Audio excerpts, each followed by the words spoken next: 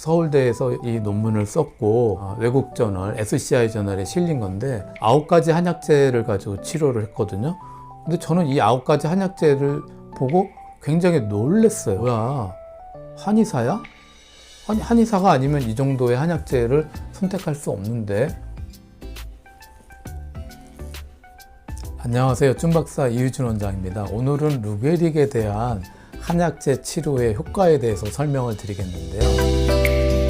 우선은 이 논문 한번 보세요. 이 논문이 한약 치료를 했더니 루게릭에 대한 효과가 있더라 라고 하는 논문입니다.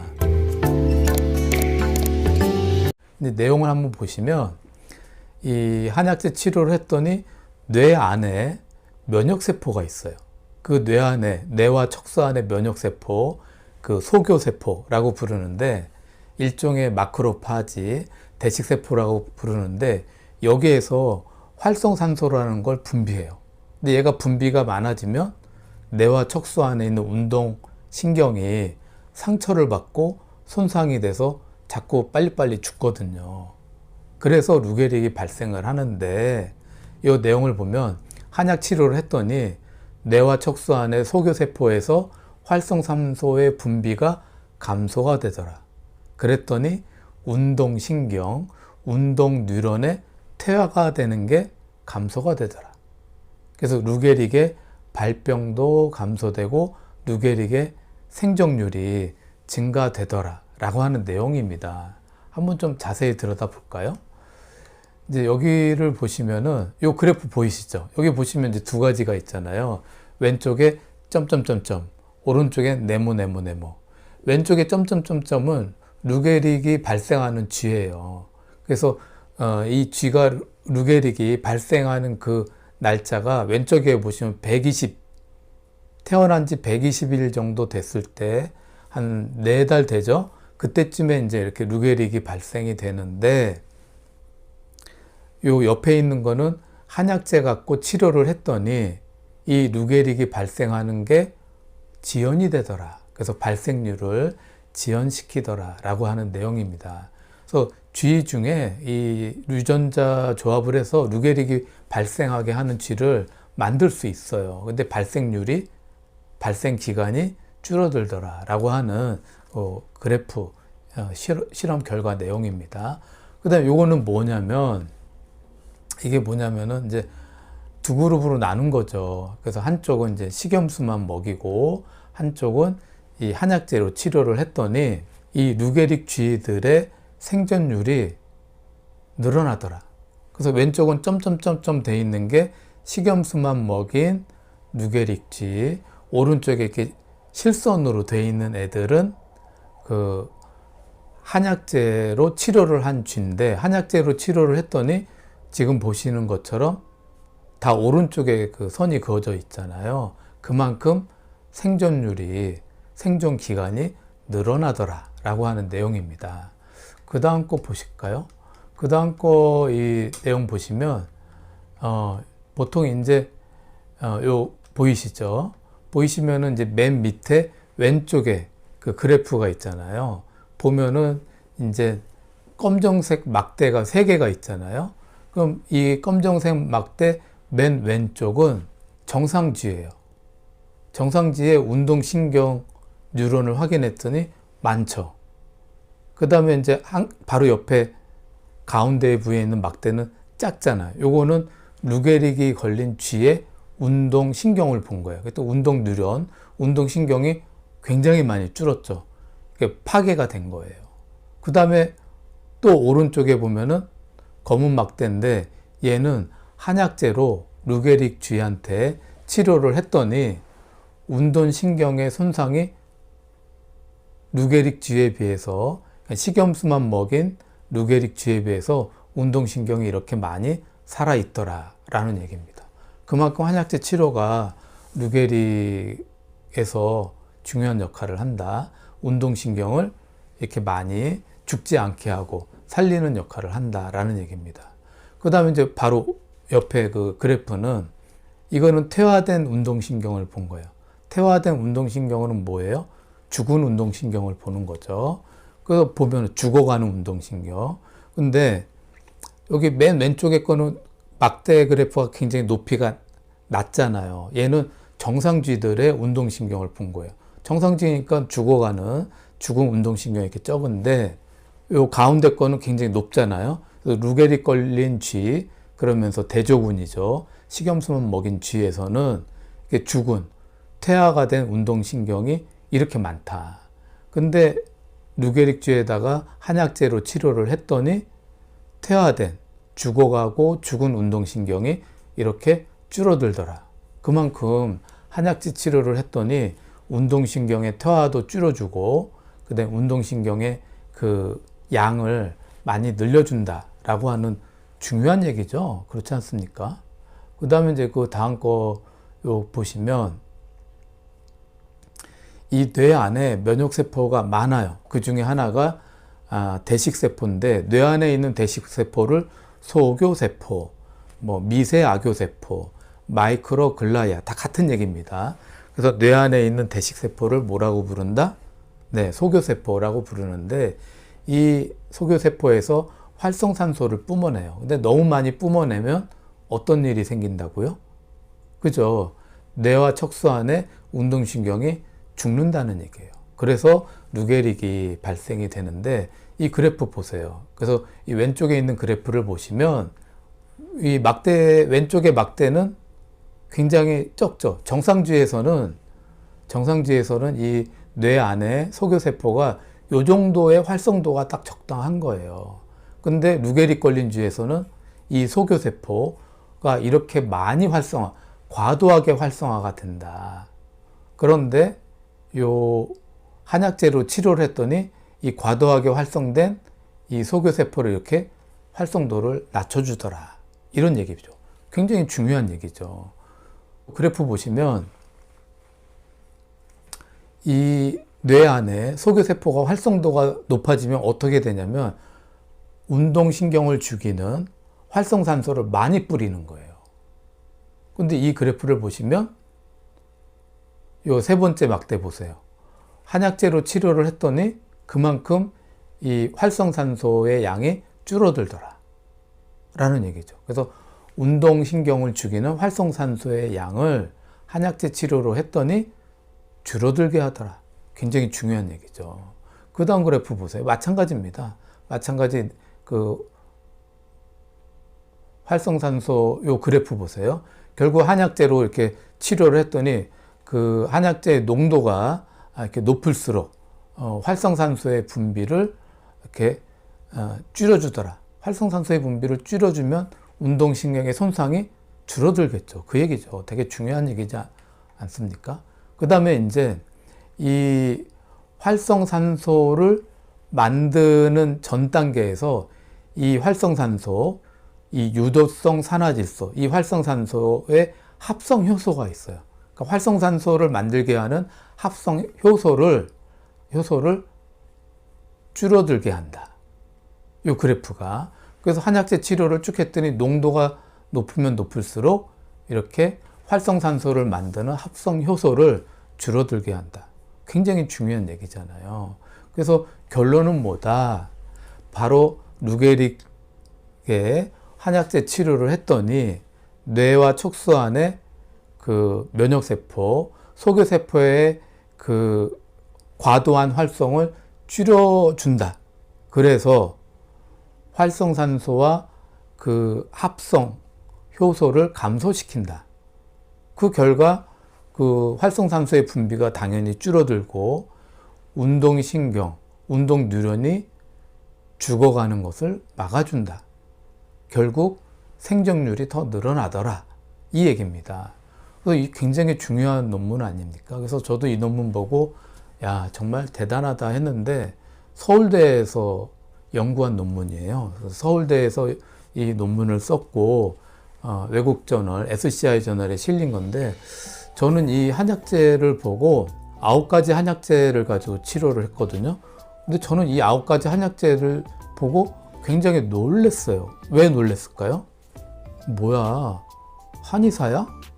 아니, 한의사가 아니면 이 정도의 한약재를 선택할 수 없는데 서울대 한의대가 없잖아요. 그래서 뭐야, 한의대도 없는 서울대에서 이거 한의사 수준인데 약제의 선택이? 그렇게 생각을 했어요.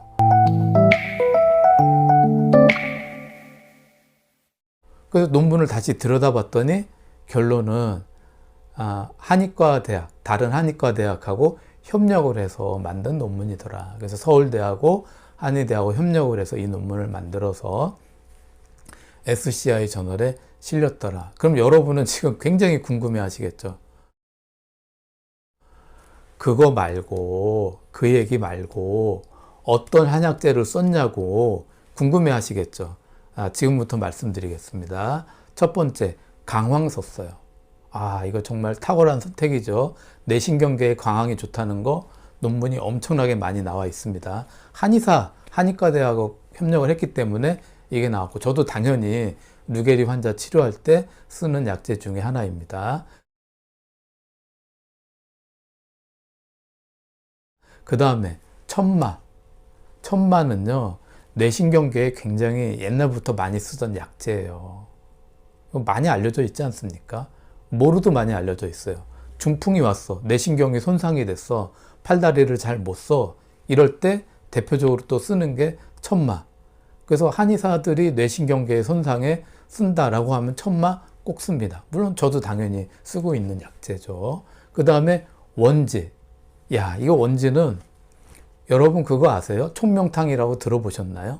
총명탕이 뭡니까? 머리를 맑게 하고 뇌의 기능을 올려줘서 집중력을 높여주는 한약재로 수험생한테 많이 쓰는 탕약인데, 그 탕약의 대표적인 한약재가 당연히 원지입니다. 그래서 저 이거 보면서 뭐야? 이거 한의사가 이거 만들었는데, 이 논문 썼는데, 이렇게 생각을 한 거예요. 그래서 머리에 관련되는 거, 강황, 단삼, 원지 이렇게 들어갔어요. 그래서 대단한데? 이렇게 생각을 한 거죠. 그 다음에 뭐가 들어갔어요? 모과.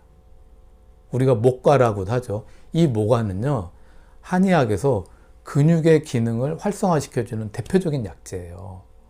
우리가 모과 사탕 먹지 않습니까? 다 드셔보셨잖아요. 모과 사탕. 먹으면 목이 편해진다고, 목소리 잘 나온다고, 목이 편해진다고 모과 먹지 않습니까? 근데 목에 뭐가 있어요? 목도 다 근육이에요. 근육 덩어리예요. 루게릭 환자 어떤 일이 있습니까? 목의 근육들이 문제가 생기면서 삼킴이 안 되고, 그 다음에 말이 잘 안 나오고, 그 다음에 팔다리의 근육에 문제가 오잖아요. 그럼 근육에 대한 대표적인 약재 써야 되죠. 저도 루게릭 환자 치료할 때 이 약재 씁니다. 그럼 모과, 모과 사탕, 목이 편해지라고 루게릭 환자한테 필요하죠. 그 다음에 작약이 들어갔네요. 백작약. 백작약은요, 작약꽃 많이 좋아하시잖아요. 적작약, 백작약, 흰색 꽃, 빨간색 꽃. 이 작약 많이들 보시잖아요. 작약 집에서 키우는 분들도 많잖아요. 작약은요, 정말 이 근육의 문제를 풀어주는데, 근육의 경직, 그리고 근육이 잘 움직일 수 있도록 해주는 중요한 역할을 하는 약재입니다. 뭐와 더불어? 감초와 더불어서. 그래서 감초가 들어갔는데, 작약과 감초하면 한약에서, 한약 처방 중에서 근육의 통증을 풀어주고 근육의 기능을 정상화시켜주는 대표적인 처방이 있습니다. 그 이름이 작감탕. 작감탕. 처방 이름이 작감탕이에요. 왜? 백작약과 감초 딱 두 개만 들어갑니다. 그래서 백작약의 작과, 그 다음에 감초의 감자를 써서 작감탕이라고 부르는데, 근육치료의 대표적인 약입니다. 그리고 또 뭐가 들어갔냐면 창출, 또 백출이라고도 하지만 약간 구분이 됩니다. 창출이 들어갔어요. 창출, 몸 안에 비정상적인 체액 물질, 면역세포가 뿜어낸 이런 비정상적인 그 과도한 염증 물질이 작용하고 나면 노폐물들, 몸에서 없어져야 될 쓸모없는 그런 노폐물들이 많이 나옵니다. 그런 것들을 원활하게 제거시켜주는, 몸 밖으로 제거시켜주는 효과가 있습니다. 그런 것들 빨리 몸 밖으로 빠져나가야 기능이 빨리 정상으로 돌아올 수 있잖아요. 처방이 지금 8가지 말씀드렸잖아요. 뭐야? 제가 평소에 루게릭 환자 쓸 때 이거 씁니다. 물론 이것만 쓸까요? 아니죠. 또 저만의 루게리 환자의 증상을 개선시켜 줄 수 있는 약재들을 이외에 굉장히 좋은 효과를 갖고 있는 것들이 많이 있습니다. 그런 것들을 같이 배합을 하는데, 이 약재를 보고, 조합이 잘 돼 있다. 라고 이제 저는 생각해서 당연히 한의사가 같이 했어. 라고 했는데, 결국 한의대에서 같이 협조를 한 거고요. 나머지 하나는 이제 있는데, 이건 말씀을 드릴 수가 없어요. 왜? 독성이 있는 약재고, 한약이 두 가지로 나눠요. 식품성 한약, 그 다음에 전문의약품, 전문 한의약품, 한약에 있습니다. 근데 이건 전문 한의약품이에요. 한의사만 전문으로 쓸 수 있고, 독성이 있기 때문에. 그렇기 때문에 이건 얘기해 드리기가 조금 어렵다. 왜?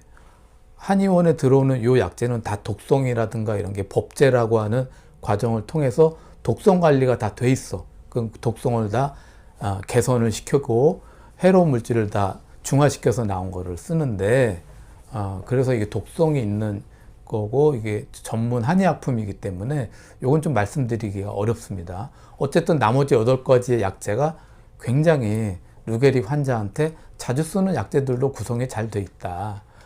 결국에는 이제 이런 과정을 통해서 루게리 환자한테 치료 효과가 있다라고 하는 내용입니다. 그래서 우리가 루게리의 증상은 대표적으로 한 3가지로 말씀드릴 수 있어요. 첫 번째는 이 목으로 오는 거죠. 그게 뭔가요? 삼킴이 안 돼. 그래서 음식을 먹는데 자꾸 사례가 걸려. 문제가 뭡니까? 자꾸 폐로, 기도로 폐로 들어가. 그래서 흡인성 폐렴, 급성 기관지염, 급성 폐렴이 생겨서 위험해지는 거죠. 그 다음에는 발음이 잘 안 돼. 그리고 호흡이 잘 안 돼. 그래서 삼킴이 안 되고 호흡이 안 돼. 호흡이 안 되니까 산소 포도가 떨어져. 90 아래로 내려가서 87, 88이 돼서 호흡이 너무 안 되고 산소 공급이 안 되니까 굉장히 위험한 상황이 될 수 있는 거죠. 그래서 일본의 경우가 이제 루게리 증상 중에 위험하고 이것 때문에 사망률이 높은 이유가 되는 거죠. 이것 때문에 보통 한 3년에서 5년 안에 한 80% 정도의 사망률이 생기는 이유가 되는 거죠. 두 번째, 사망률은 좀 낮지만 팔이 쓸 수가 없어. 그래서 다리를 쓸 수가 없어. 그래서 팔다리 동작이 안 되는 경우. 두 번째. 그 다음에 세 번째는 혼합형. 목의 문제도 왔는데 팔다리도 못 써. 그러면 이게 꽤 사망률도 높고 좀 위험한 상태가 되죠. 근데 제가 환자 치료하면서 가장 느끼는 건 안타까운 거. 뭐다? 환자분들이 진단을 늦게 받아요. 진행이 빨리 되기 때문에도 그렇지만 루게릭이 의심이 됩니다. 그래서 3개월 후에 한 번 더 봅시다. 루게릭이 의심이 되는데 좀 몇 달 더 지켜봅시다. 그럼 환자분들은 아주 불안해하죠. 그러다 보니까 기다리는 중에 루게릭이라고 하는 병이 진단받는 걸 기다리다가 다 나빠져서 진단을 받았는데 그때는 이미 산소 포고도가 막 87 나가서 산소호흡기 끼고 있어야 되고 숨 쉬는 것도 안 되고 말도 못하고 삼킴도 안 되고 막 기관지에 폐렴도 막 와서 중환자실 들어갔다 나오고 이 정도 됐을 때 진단을 받는 경우들이 꽤 있어요. 그러면 본인이 의심이라는 건 들었는데 그 진단받는 이 과정 중에 아주 특이한 현상이 있습니다. 그러면 의심되는 상태에서 환자분들이 열심히 치료하러 올까요? 전화는 와요. 아니 지금 의심인데 진단 나올 때쯤엔 더 심해지는 게 뻔한데 이거 기다리고 있어야 돼요? 뭔가 치료를 해야 되지 않나요? 이렇게 얘기를 하면서 막상 치료하는 분의 숫자가 생각보다 적어요. 어떤 때 많이 치료하러 올까요? 내가 지금 팔다리를 아예 못 쓰는 경우, 휠체어를 탔어. 그리고 이제 진단이 나왔어. 호흡이 잘 안 돼. 삼키는 것도 잘 못 삼켜. 이렇게 심한 상태에서 오는 경우가 오히려 더 많다. 안타깝습니다. 그래서 제가 드리고 싶은 말씀은 의심이 된다? 그럼 그때부터 열심히 치료를 시작하는 것이 중요하다. 중요해도 너무 중요한데 현실은 반대로 한다. 절대로 반대로 하지 마라 라고 하는 것이 저의 꼭 드리고 싶은 말씀이고요. 아까 8가지 식품료, 아까 이거 8가지 안에도 그 한방의약품, 전문의약품 한약재가 있긴 하는데 그건 독성이 없기 때문에 문제가 안 돼요. 어쨌든 그 각각의 약재에 대해서 앞으로 한번 드실 수 있는 방법, 또 각 약재의 좀 이렇게 자세한 설명, 그리고 이 논문에 관련돼서 각각 하나씩 한번 영상을 좀 자세하게 찍어서 여러분들께 설명을 드리고자 합니다. 루게릭은요, 꼭 우리가 희망을 잃을 필요 없다. 정말 우리 이겨낼 수 있고 정말 개선될 수 있다. 희망을 꼭 잃지 말았으면 좋겠습니다. 좋아질 수 있다라고 하는 거 꼭 마음속에 간직하시고 희망 잃지 마시길 바랍니다. 감사합니다. 준 박사 이유진 원장이었습니다.